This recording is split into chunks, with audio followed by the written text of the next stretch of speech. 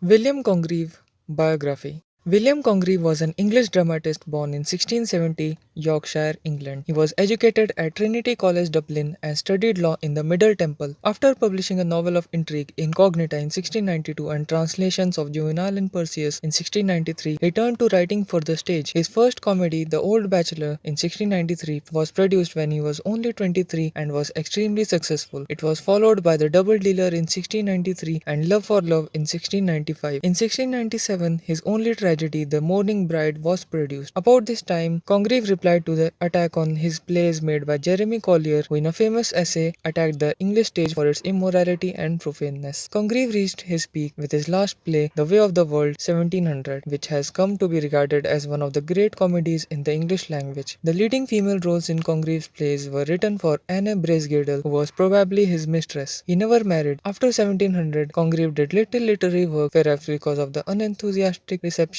received by his last play or because of his failing health. He suffered from gout. He subsequently held various minor political positions and enjoyed the friendships of Jonathan Swift, Richard Steele, Alexander Pope, Voltaire, and Sarah, Duchess of Marlborough. The plays of Congreve are considered the greatest achievement of Restoration comedy. They are comedies of manners, depicting an artificial and narrow world peopled by characters of nobility and fashion, to whom manners, especially gallantry, are more important than morals. He masterfully depicted the corrupt morality of the aristocracy. At the same time, he did not try to moralize or rebuke the vices of high society. Congreve's view of mankind is amused and cynical. All of his plays deal with similar themes of secrets, marriages, and inheritances. His characters are constantly engaged in complicated intrigues, usually focusing around money, which involve mistaken identities, the signing or not signing of legal documents, weddings in masquerade, etc. His plays are particularly famous for their brilliance of language, for verbal mastery and wit. They have perhaps been equaled only by the comedies of Oscar Wilde. He died in 1729.